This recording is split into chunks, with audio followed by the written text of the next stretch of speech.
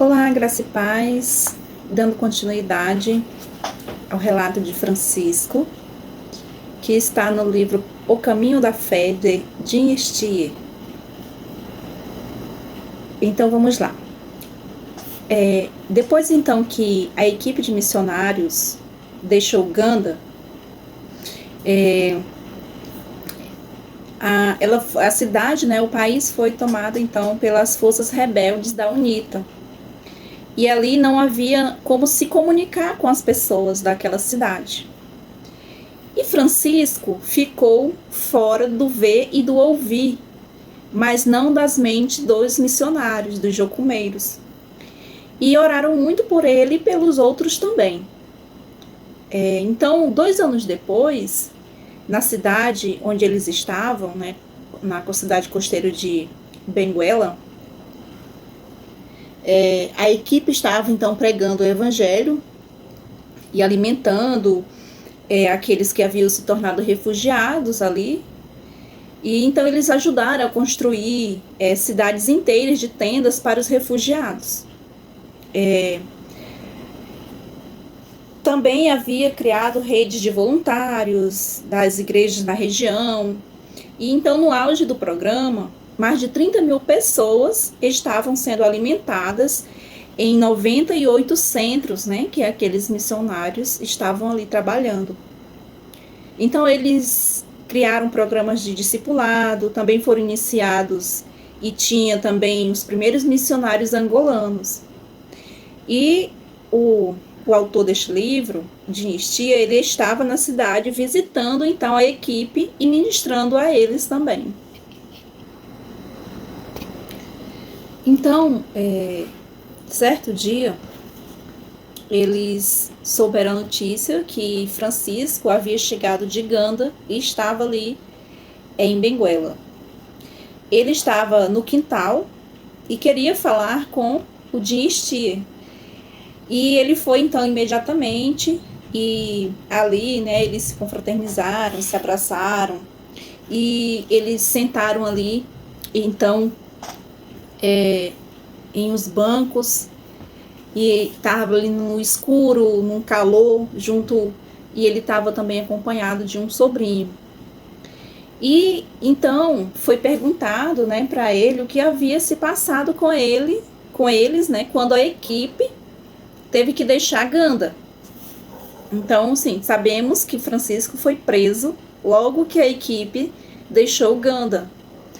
E isso já se passaram, então, 2 anos quando eles o reencontraram novamente. E a partir daí, então, ele vai contar o que sucedeu com ele, né?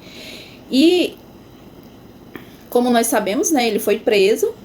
E eles, então, os rebeldes, eles presumiram que a equipe de jocumeiros tinha rádios transmissores para comunicação com o mundo afora.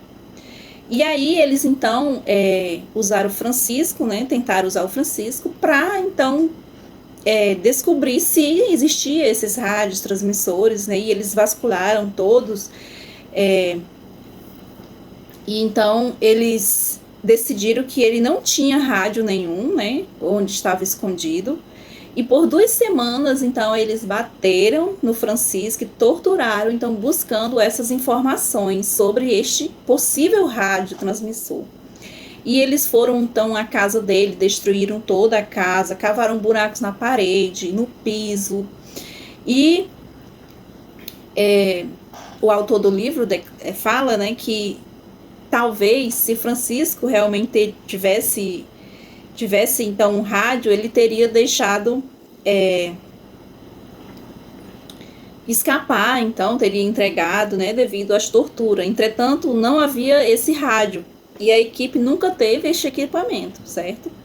E então ficou claro que eles não iriam conseguir nada do Francisco concernente a esse rádio, e os oficiais então mudaram o seu procedimento, a maneira de agir com ele.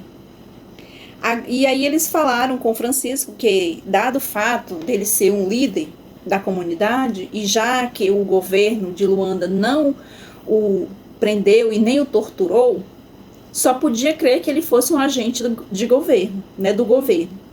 Então, os policiais decidiram deixá-lo na cadeia. E um dia eles vieram falar com ele e disseram para ele que, assim, se ele matasse por eles, né, pelos rebeldes, eles acreditariam que ele estava do lado deles e não era um espião do governo. E aí eles tinham uma lista de pessoas que queriam mortas e ofereceram então a Francisco uma AK-47 para que ele o matasse, essas pessoas. Se ele concordasse em matar, ele viveria. Se recusasse, então Francisco morreria. E parece ser uma situação, então, né? Parecia ser uma situação assim, sem saída. De um lado, esperava a morte certa, e no outro lado, terrível violência e transgressão contra Deus. Onde Francisco, então, acharia graça para fortalecer sua fé e recusar matar? Como ele conseguiria, então, confiar em Deus e segui-lo em obediência?